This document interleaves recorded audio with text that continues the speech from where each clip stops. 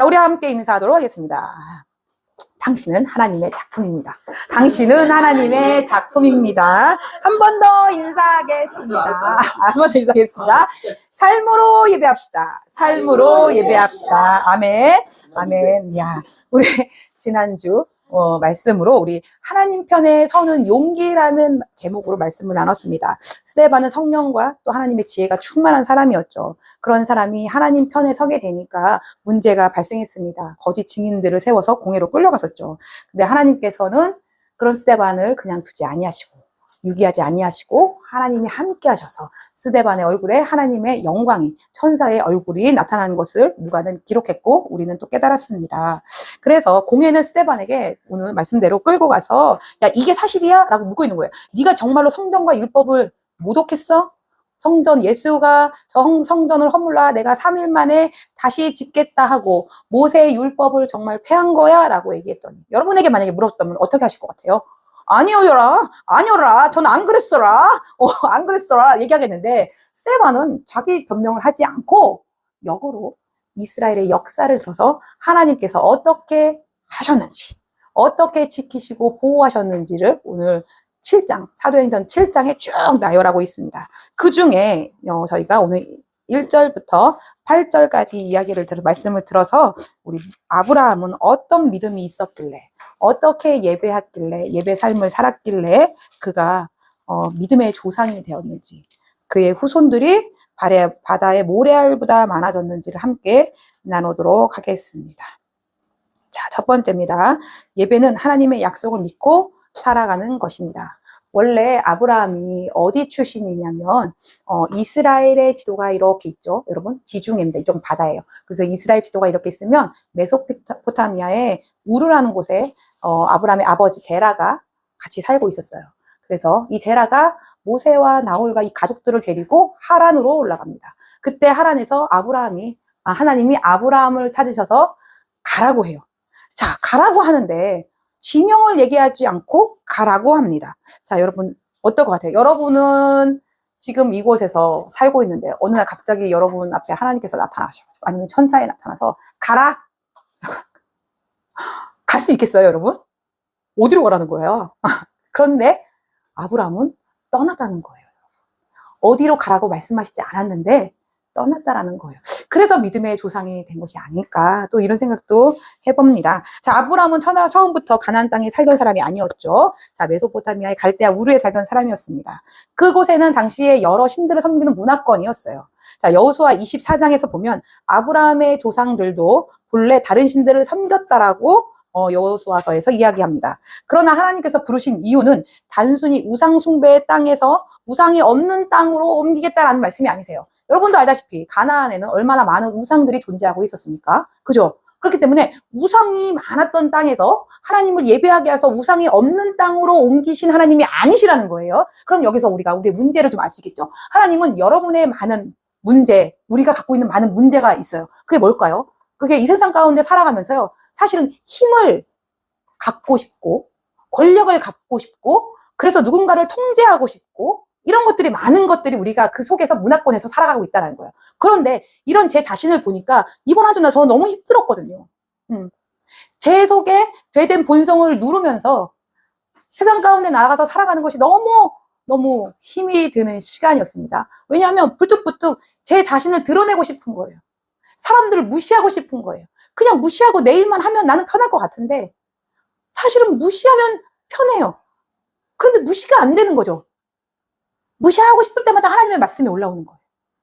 그러니까 제 죄된 본성을 내려앉고 다시금 하나님의 말씀으로 그 세상 가운데 살아가려고 하니까 저는 되게 너무나 힘들었어요. 아주 뭐라고 해야 되죠? 전투에 나가서요, 패전병 같은 그런 시간들이었고, 그런 마음으로 사실은 이 자리에 섰거든요. 그런데 하나님께서 말씀 속에서 깨우쳐 주는 것은, 야, 아브라함이 나를 예배하라고, 하나님을 예배하라고 우상이 많은 곳에서 우상이 없는 땅으로 보낸 것이 아니라는 거예요. 내가 너를 만나고 내가 너를 예배하게 하고 내가 너에게 은혜를 줘서 이 시간까지 사람답게 살게 한 이유는 너의 허다한 이런 많은 문화권, 많은 세상에서 살아가는 그 문제가 없는 곳에서, 파라다이스 같은 곳에서 내가 생각하는 파라다이스 같은 곳에서 살게끔 하려고 하시는 게 아니라는 거죠. 즉 아브라함을 통해서 아브라함에게 가라 라고 하신 하나님의 말씀은 그곳에서 그가 서고 그가 밟고 있는 그곳에서 하나님의 말씀으로 하나님의 나라를 세우겠다는 뜻이거든요. 그럼 우리가 밟고 서는 그곳에서 우리의 문제를 해결해 달라고 기도하는 것이 아니라 우리가 문제 많은 그곳에서 사실은 그 문제 속에서 하나님의 나라를 이뤄가야 되는 거거든요. 그게 힘들다라는 거예요. 그런데 우리는 무슨 생각의 관념 속에 빠져 있냐면요. 하나님은 죄된 것을 싫어하시고 거룩하신 하나님이시기 때문에 우리를 거룩하게 하셔서 거룩하게 만들어 놓으신 그곳으로 가게끔 말이 좀 이해가 되실까요? 제 생각을 제대로 표현했는지 모르겠네요. 즉 부정하지 않은 곳, 구약에서 말하면 정결하게 하나님께서 땅을 다 다져놓은 상황을 다 다져놓은 곳에 나를 뚝 떠서 이렇게 가게 하시지 않는다라는 거예요. 근데 우리의 오류가 뭐냐면 하나님께 바라고 소망하고 기도하는 것이 뭐냐면 이 문제를 다 해결해 주셔서 저를 이렇게 살게 해주세요 라고 하는 거죠. 하나님은 그렇게 하시는 하나님이 아니라는 것을 오늘 본문 속에서 좀 우리가 깨달았으면 하는 거예요. 하나님은 우리를 통해서 예배하기를 원하세요. 하나님을 예배하기를 원하세요. 그러면 예배가 교회에 와서 찬양하고 말씀 듣고 교제하고 가는 게 예배가 아니라 이것의 경험을 가지고 이것의 은혜를 가지고 우리가 한 주 동안 삶으로 예배를 드려야 되는 거거든요. 아브라함을 불러내서 가나안 땅으로 가라라고 할 때 하나님께서 아브라함에게 은혜를 주시고 은혜의 과정 속에서 정말 더 큰 땅에서 네가 은혜를 받게 하신 게 아니거든요.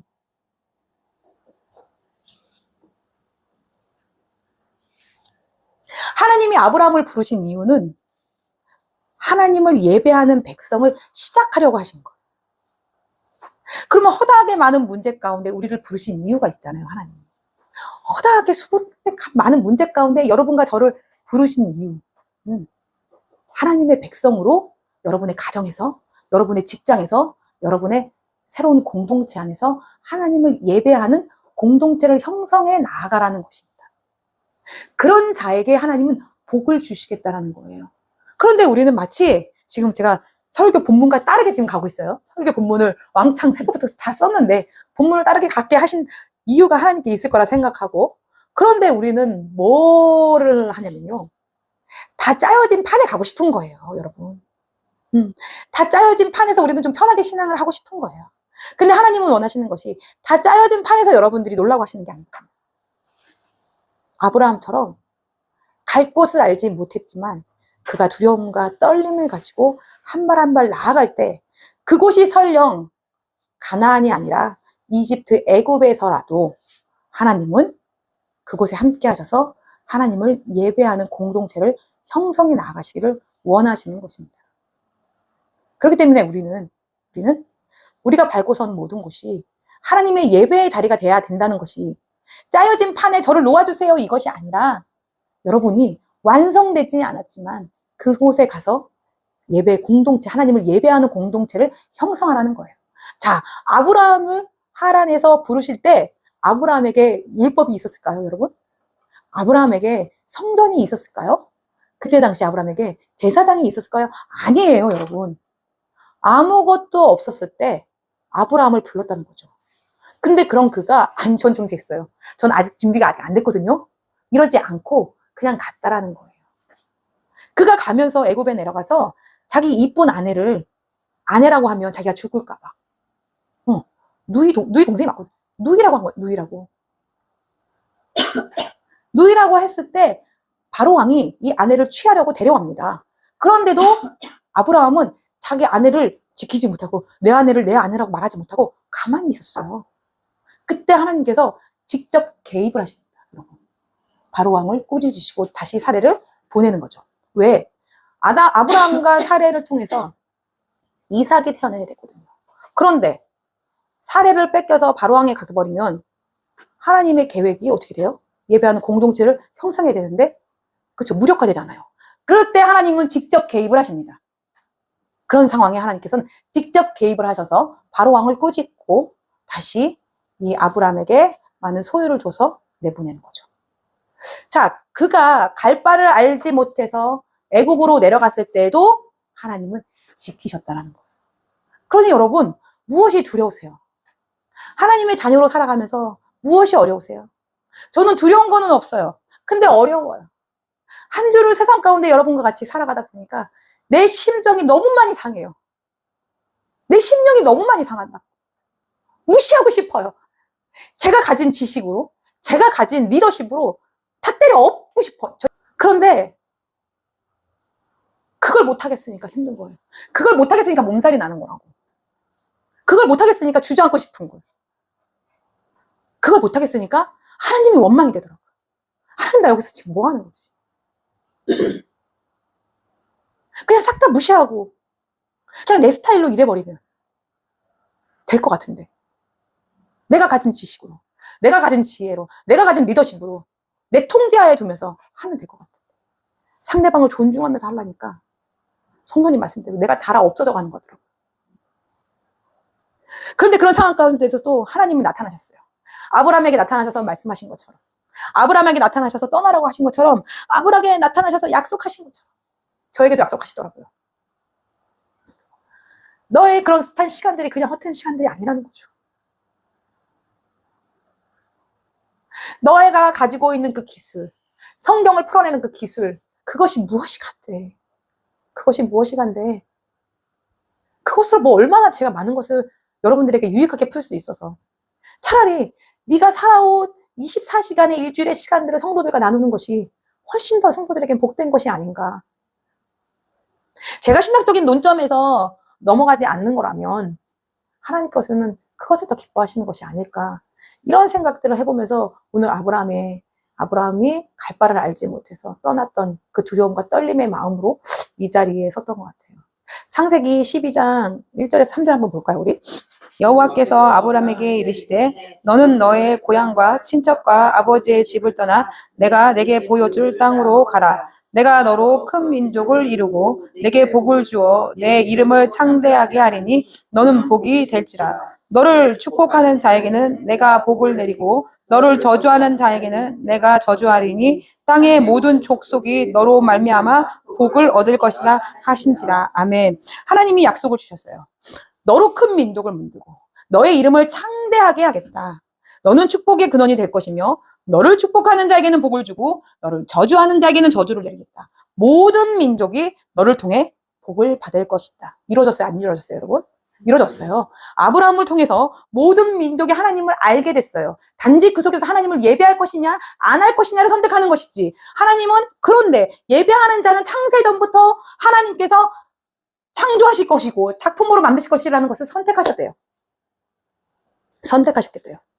자, 우리에게도 말씀하시는 거예요. 우리에게도 하나님께서 말씀으로 나타내세요. 이 말씀을 통해서 우리에게 응답을 주시는 거예요. 그런데 응답을 잘못 알고 있어요, 여러분. 교회에서 여러분들에게 어떻게 가르쳤냐면, 방송에서도 그렇고, 아브라함에게 하는 언약의 말씀이에요. 약속의 말씀이에요. 아브라함에게 하신 거라고. 내가 너로 큰 민족을 만들고 너의 이름을 창대하게 했다. 너는 축복의 근원이 될 것이고 너를 축복하는 자에게는 복을 줄 것이고 너를 저주하는 자에게는 저주를 내릴 것이다. 이 말을 우리에게 갖고 오는 거예요. 우리에게, 각자에게 갖고 와서 나로 인해서 하나님께서 나를 창대하게 쓸 것이고 내가 축복의 근원이 될 것이고 나를 축복하는 자를 축복하시고 나를 저주하는 자는 저주할 것이다. 이 주체가 지금 누구예요? 나예요, 나. 잘못 해석하고 있는 거예요. 이건 아브라함에게 주신 약속이에요. 물론 이 약속을 가지고 우리는 바라고 소망하는, 하나님 아브라함 같은 믿음을 주세요.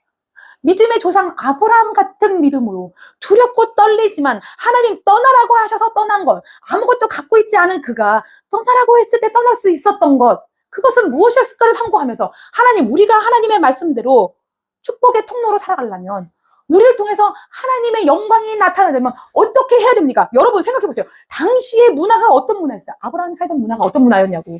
아브라함이 살던 문화는요, 유목민 생활이었어요, 여러분. 가축에 풀이 떨어지면, 먹을 게 떨어지면 어떻게 해야 돼요?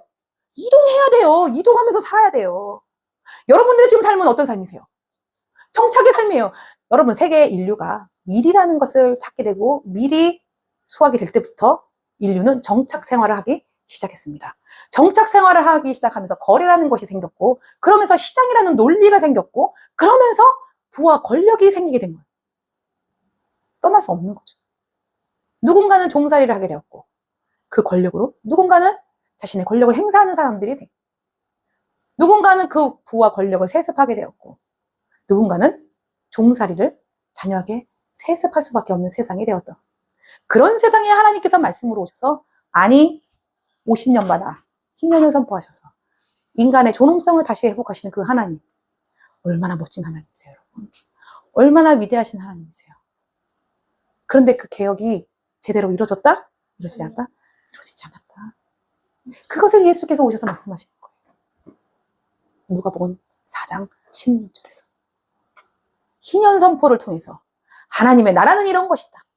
내가 그래서 기름을 부어서 왕으로 이 땅 가운데 와서 가난한 자, 억눌린 자, 귀신 들린 자 모든 자를 하나님의 말씀으로 회복시키시고 인간이 인간답게 살아갈 수 있는 나라를 형성해 나아간 것입니다. 예수 그리스도가 회복해 하시겠다는 것을 선포하신 것입니다. 그런 예수를 십자가에 못 박아 죽인 거예요. 누가? 권력 잡은 자들이 자신들의 권력을 옹호하고 지키기 위해서 왕 같은 제사장으로 삼았던 그들에게, 왕 같은 제사장이었으면 하나님의 백성을 목숨 걸고 지켜야지. 그러나 왕 같은 제사장의 권위만 남았던 것이에요, 여러분. 그런데 아브라함은 그렇지 않았다는 거예요, 여러분. 아브라함은 유목민으로서 하나님이 가라고 하면 가는, 또 가라고 하면 가는. 그러면서 그가 복의 통로가 되었어요. 그러니 여러분, 자기 것을 너무 지키려고 하지 마세요. 이 땅 가운데. 내가 지키려고 할 때, 그때 하나님이 나타나지 않아. 내 것을 내 것이라고 주장할 때 하나님의 영광은 나타나지 않는다는 거예요. 그러면 뭐 직장도 때려쳐? 사업장도 때려쳐? 집도 사지 마? 이런 게 아니에요. 그 모든 소유의 주권은 누가 갖고 있다? 하나님께서 갖고 있다. 그런데 그 모든 소유의 주장을 내 것이라고 얘기할 때 이미 하나님의 영광은 떠난 거예요. 우리의 삶에서 하나님의 영광을 볼 수 없어요. 스데반이 왜 그의 얼굴에서 하나님의 영광이 나타났습니까? 자기의 권력, 자기의 것을 주장한 것이 아니라 하나님의 영광, 하나님께서 어떻게 우리를 돌보시고 함께 하셨는지를 이야기했기 때문에 하나님께서 그의 얼굴에 천사의 얼굴에 나타났다라고 얘기를 하고 계시는 거예요.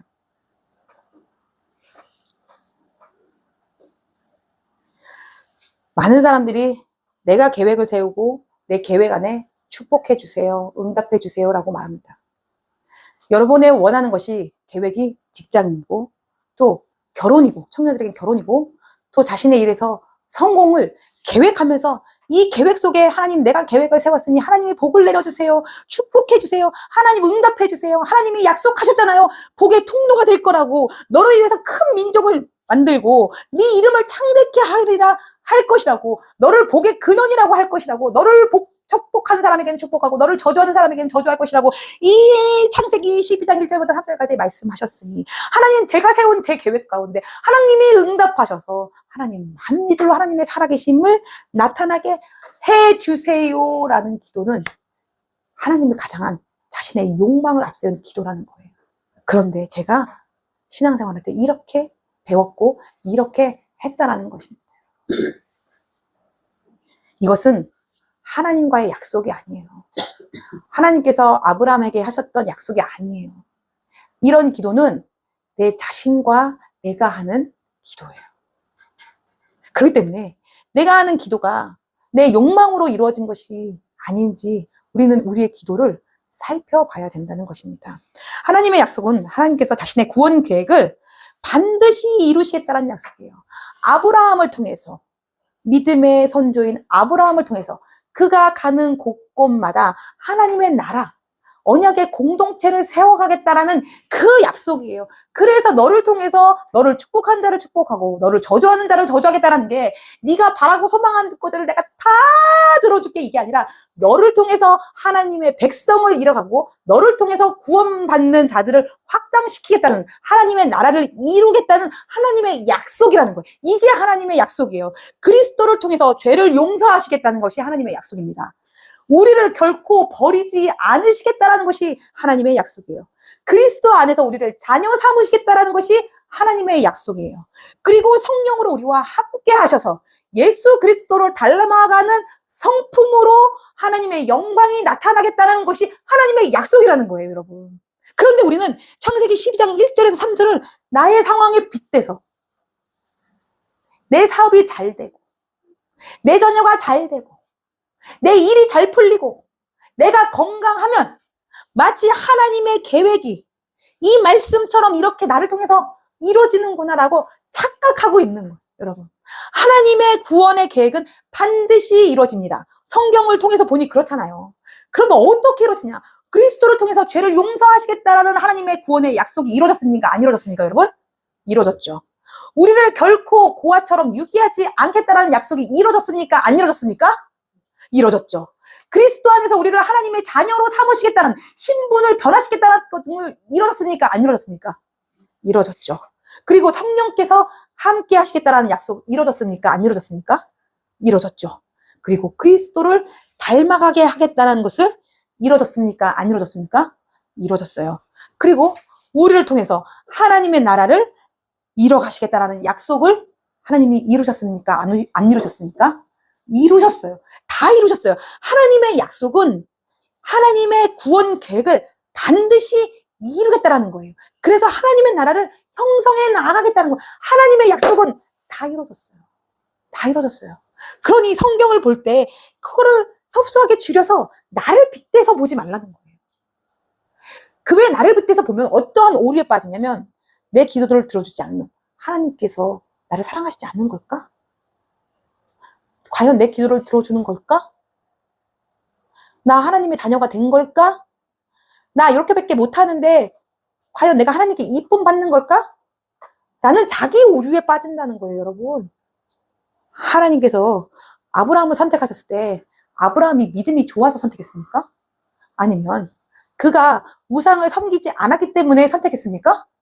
아니야. 바울이 얘기하잖아요. 하나님께서 여러분을 선택하셨을 때 여러분이 그대로 죄된 본성을 갖고 있었다고요. 죄악된 심령을 갖고 있었다고요. 죄악된 생활을 하고 있었다고요. 그런데 하나님께서 찾아와서 여러분에게 똑똑 노크를 한 거예요. 문 좀 열어줄래? 하고 누구를 통해서? 여러분의 지인들을 통해서. 그래서 우리가 그 하나님을 영접하게 된 거예요. 우리가 하나님을 찾은 게 아니라고. 아브라함이 하나님을 찾은 게 아니라고. 하나님께서 아브라함을 찾아왔고 우리를 찾아오셨어요. 우리가 죄된 본성을 갖고 있을 때 우리를 선택해 주셨다고요. 그리고 나서 우리를 거룩함으로 한층 한층 나아가게 성숙된 하나님 나라의 시민으로 살게 하신다고요. 그런데 왜 힘들어요? 성숙된 하나님 나라의 시민으로 살아가려니까 힘든 거예요. 나도 그들처럼 땡깡 놓고 싶어요. 나도 그들처럼 내 일 안 하고 싶어요. 나도 그들처럼 내 책임을 다른 사람한테 이관하고 싶어요. 그런데 우리의 양심을 두드리잖아, 성령님께서. 남들이 봐주지 않아도, 남들이 인정해주지 않아도 내 일을 하게 하잖아. 하나님께서 아신다는 거예요. 사람들은 여러분들을 인정해주지 않아도 하나님은 여러분들이 인정한다는 거예요. 남들보다 한 발 더 솔선수범하는 거. 마음 상하지만 내 상한 심령으로 사람들한테 땡깡 놓고 싶은데 그럼에도 불구하고 내 상한 심령을 덮고 은혜의 보좌 앞으로 한 발 더 나아가려고 하는 거 남들은 몰라. 누가 알아요? 하나님이 알아요. 여러분과 함께 하시기 때문에. 그것을 칭찬하시는 거예요. 그것이 복되다 하시는 거예요.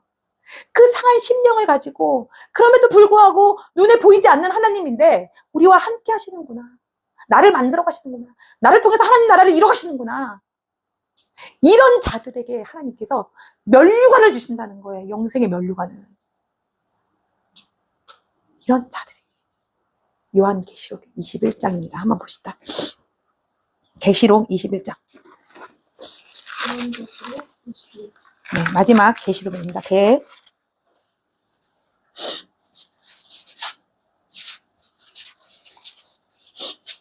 1절에서 4절 함께 보도록 하겠습니다. 또 내가 새하늘과 새 땅을 보니 처음 하늘과 처음 땅이 없어졌고 바다도 다시 있지 않더라. 또 내가 보매 거룩한 성 새 예루살렘이 하나님께로부터 하늘에서 내려오니 그 준비한 것이 신부가 남편을 위하여 단장하는 것 같더라. 내가 들으니 보좌에서 큰 음성이 나서 이르되 보라, 하나님의 장막이 사람들과 함께 있음에 하나님이 그들과 함께 계시리니 그들은 하나님의 백성이 되고 하나님은 친히 그들과 함께 계셔서 모든 눈물을 그 눈에서 닦아주시니 다시는 사망이 없고 애통하는 것이나 곡하는 것이나 아픈 것이 다시 있지 아니하리니 처음 것들이 다 지나갔습니다. 아멘. 자, 그렇게 아까 말한 것처럼 상한 심령을 가지고 사람들이 보지는 않지만 하나님이 인정받는 그 사람들은 이렇게 하나님의 통치가 함께 하셔서 마치 신부가 남편을 맞이하는 것처럼 새 예루살렘이 하늘에서 내려오는 것처럼 상징적인 거예요, 여러분. 진짜로 하늘에서 새 예루살렘이 내려오는 것이 아니라 하나님의 통치를 말하는 거예요. 그 시간에 하나님의 통치가 함께 임하셔서 그런 자에게 더 나은 본향, 더 나은 하나님의 나라를 보여주시고 지키시고 함께 하시겠다는 거예요. 그런 자에게 방향성을 새로 잡게 하겠다는 거예요. 하나님의 약속은 오늘 우리가 살아가는 우리의 방향을 바꿔줘요. 우리의 죄된 본성을 잡고 세상을 향하게 돼 있어요, 여러분. 좀 더 화려한 거, 좀 더 힘 있는 거, 좀 더 좋아 보이는 거 선택하고 싶어요. 안 그래요? 그렇게 내가 나에게 준 칼을 휘두르고 싶잖아요. 자, 그런 세상 가운데 우리는 어떠한 방향으로 나아가야 되냐는 거예요, 여러분. 어떠한 방향으로 하나님의 나라를 지켜나아갈 것인가. 종교인들은 정치에 대해서 말하면 안 돼. 종교는 종교인들끼리만 교회 안에서, 종교에 대해서만 얘기해야 되는 게 지금 하나님의 나라입니까? 아니잖아. 우리 지금 봤잖아. 이스라엘 백성은 정치, 종교, 문화가 하나였단 말이에요. 하나님은 원래 왕이었어요. 그런 왕인 하나님이 이스라엘 백성을 아브라함을 통해서 선택을 했단 말이에요. 그래서 하나님이 왕으로 통치하시려고 그랬어요. 그래서 인간답지 못한 세상 가운데 무엇이 인간답게 사는 것인가를 하나님께서 직접 통치로 알려주려고 했어요. 그런데 사사기 시대를 지나서 왕정 시대에 들어갈 때 이스라엘 백성이 옆 나라를 기웃기웃 하는 거야. 오! 저기는 왕이 있다 보니까 철기를 갖고 있네? 야, 우리는 아직까지 이거 뭐야, 나무 이런 걸로 지금 살아가고 있는데 저쪽은 철기 시대에 들어서 무기를 만들어서 쌈박질을 하고 우리를 공격하는데 되게 위대해 보이는 거예요. 그랬더니 우리는 하나님이 왕이었는데 우리는 되게 원시 시대를 살아가는 것 같은 거야. 눈을 다 돌렸는데. 그러니까 어떻게 해요? 사무엘 선지자에게 찾아가서 뭐라고 해요? 우리에게 왕을 달라고 하는 거예요. 근데 사무엘 선지자가 왕이 있잖아. 전쟁은 하나님께 속한 거야. 이게 지금 전쟁이 하나님께 속한다는 말이에요. 왕은 하나님께 있죠. 우리가 왕은 하나님이시잖아. 우리가 여태까지 무언가 잘나서 요만한 나라가 이렇게 살아왔던 거야? 애굽에서 이끌어서 내서서 이렇게 살아가고 있는 거야? 아니야. 우리 지금 독립된 왕국을 하나님의 백성으로 이렇게 지금 가나안 땅에 들어와서 모든 가나안 족속들을 모든 걸 멸한 게 아니에요. 멸하라고 명했어요, 하나님께서. 근데 인간의 탐욕을 멸하지 않았단 말이야. 노예로 쓰려고. 그런 얘네들이 커가지고 다시 이스라엘 백성을 공격한 거거든요. 그런데 얘네들이 왕을 달라고 하는 거야. 그러니까 하나님이 어이가 없지. 야, 왕 줘라, 줘. 왕 세워라. 그래. 어떻게 하나 두고 보자. 결국 사울 왕을 세웠잖아요. 사울 왕이 어떻게 했어요? 결국 하나님이 다 해주셨는데 내가 왕이야. 내가 잘했어. 이러니까 그 왕권이 무너지고 다윗이 섰어요. 다윗이 섰는데 그 왕이 통일한 국기를 세웠는데 다윗의 아들 때 어떻게 했어요? 분열한 국에 대해서 북이스라엘 남유다로 왔어요. 그렇게 지금 가는 것을 보면서 뭐 했냐면 정권을 가진, 권력을 가진 자들이 백성의 안위는 상관이 없었다고. 자신들의 권력을 가지고 성전 시온주의, 성전 중심에 모여서 그들이 행했던 건 자신의 권력으로 남의 것을 뺏고 남의 자리 위에 서서 내가 왕임내 하고서 정치, 종교 지도자들 하나가 됐다는 거예요, 여러분. 그렇기 때문에 제사장의 역할은 잘 다스리는 거예요. 하나님과 이스라엘 백성을 중간에서 잘 교제시켜서 하나님의 왕으로 살게끔 하게, 하나님의 통치를 받게 살게 하는 거예요. 그런데 그런 세상이 무너져서 지금의 세상까지 온 거예요, 여러분. 그러니 서로 권력을 갖겠다고 지금 위기 속에, 경제 속에 대한민국은 자칫 외줄타기에서 잘못 떨어지면 진짜 베네수엘라 쪽 나는데 그런데도 상관이 없다는 거예요. 그래도 상관이 없다는 거예요, 여러분. 내 권력을 유지하고 내가 세운 새로운 통치자를 그 속에 깃발을 꽂으면 나머지 백성들은 상관이 없다는 거예요. 그 사람들의 삶은 상관이 없다는 거예요. 그런 세상 가운데 여러분의 사명이 뭐냐고요. 지금 성경은 말하고 있는 거예요. 그런 세상 가운데 여러분의 사명은 뭐예요? 하나님이 여러분에게 무슨 말을 하고 계십니까? 난 아직 준비가 안 돼서, 난 아직 약해, 난 아직 뭘 못해, 이게 얘기하는 게 아니에요. 하나님이 여러분의 자녀를 삼아주셔서 성령 하나님이 성전을 쌓고 여러분을 통치하고 계시다는 건 왕이 지금 우리와 함께 있다는 거예요. 왕이 지금 함께 하셔서 여러분에게 있는 여러분의 자리에서 부정부패를 해결하라는 거예요. 난 아직 힘이 없어요가 아니라고. 하나님이 하신다고, 여러분을 통해서. 때로는 그 길이 여러분, 사람들에게 스데반처럼 제자들처럼 손가락질 받는 길이에요. 때로는 그 길이 여러분들이 달아 없어져 가는 길이에요. 그런데 그 속에서 하나님이 왕으로 여러분을 선택하셔서 여러분과 함께 하시겠다는 거예요. 그때 정말 새 예루살렘이 하나님의 통치가 여러분을 덮는다는 거예요. 이렇게 덮어서 보호하신다는 거예요. 그런 자에게 하나님이 부활의 영광을 주시겠다는 거예요.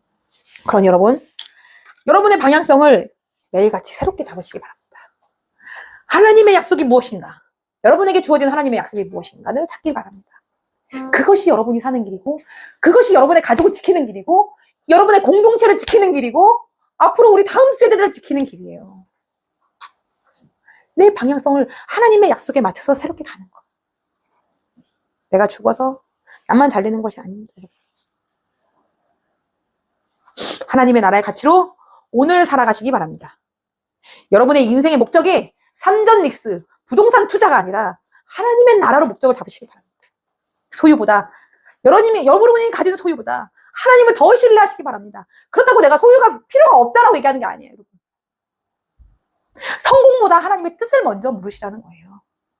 손해를 보더라도 정직을 선택하시라는 거예요. 미움보다 용서를 선택하라는 거예요. 세상의 기준보다 하나님의 기준을 선택하라고 합니다.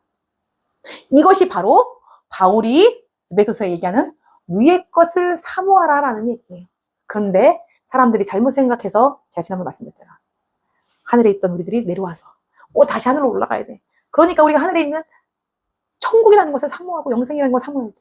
라는 게 그런 뜻이 아니라는 겁니다. 여러분, 여러분의 믿음을 자녀들에게 전수해 주세요. 여러분의 힘으로 지금 자녀들을 지킬 수 있잖아. 근데 제가 어르신들 보니까요, 더 이상 자녀들을 지킬 수 없겠던데요. 우리 이제 얼마 안 남았겠던데요. 금방이던데요. 지금은 내가 두 다리로 다니고 내가 일을 할 수 있어서 내 자녀를 지키는 것이 나의 힘과 나의 돈과 나의 노력이라고 생각하지만 아니던데요. 저는 단연코 어르신을 보면서 제2의 인생을 살고 있어요, 제가. 어떤 삶을 우리 성도님들에게 얘기해 줘야 될까? 만약에 내가 우리 어르신들 삶을 보지 못했다면 뭐라고 하냐면요, 말씀 보세요, 힘내세요, 기도하세요, 신앙을 전수해 주셔야죠. 관념 속에 하나님을 만들어놨을 것 같아요, 여러분들. 그런 하나님을 전해줬을 것 같아요. 인생 짧던데요. 진짜 짧던데요. 한 번 넘어지면 와상 상태로 못 일어나던데요. 그럼 자식들이 안 오던데요. 자식에겐 짐이 되던데요. 스스로 고기를 끊고 죽을 수밖에 없던데. 그런데 뭘 주실 거예요, 자녀들에게? 여러분 자녀들이 여러분이 없어도 이 땅 가운데 굳건하게 살아가야 될 거잖아. 그럼 뭘 줄 수 있냐? 돈이 아니라니까. 여러분 자녀들에게 돈을 줬는데 지혜가 없으면 사기꾼을 만나요. 그럼 그 아이 삶은 나락으로 떨어져요. 회복이 안 돼요. 여러분의 삶에서 줄 수 있는 건 하나님 이름밖에 없어요. 하나님이 이 자녀들에게 지혜를 줘야, 용기를 줘야 이 땅 가운데 이 아이들이 그 지혜로 하나님의 통치가 자녀들을 덮어서 힘있게 살아갈 수 있다. 흔들리지 않을 수 있다고요. 때로는 세상 사람들이 아니야라고 손가락질 할 때에도 이 자녀가 맞아 하고 굳건하게 갈 수 있다고요. 다시 일어날 수 있는 회복 탄력성을 하나님의 통치 안에 있을 때 그게 가능하다는 거예요. 스데반이 그걸 알았어요. 그렇기 때문에 그는 성령과 지혜가 충만한 사람이었다는 거예요. 여러분의 자녀에게 성령과 지혜를 충만하게 받을 수 있도록 교육하시기 바랍니다. 신앙을 전수해 주시기 바랍니다. 이것이 우리의 사명일 줄로 믿습니다. 그리고 여러분이 밟고 서는 모든 곳에 하나님을 예배하고 하나님이 모든 것을 평탄하게 다져진 땅으로 우리를 인도하지 않는다는 거예요. 그곳에서 여러분과 저의 사명은 그 거친 땅 가운데서 하나님의 말씀으로 다져지게 하는 거, 그게 우리의 사명이라는 거예요. 그것을 잊지 않고 관념 속에 하나님을 묶어두지 마시고 여러분의 삶 가운데 하나님의 통치가 오늘 스데반의 얼굴처럼 환하게 나타나길 주님의 이름으로 축복합니다. 기도하겠습니다.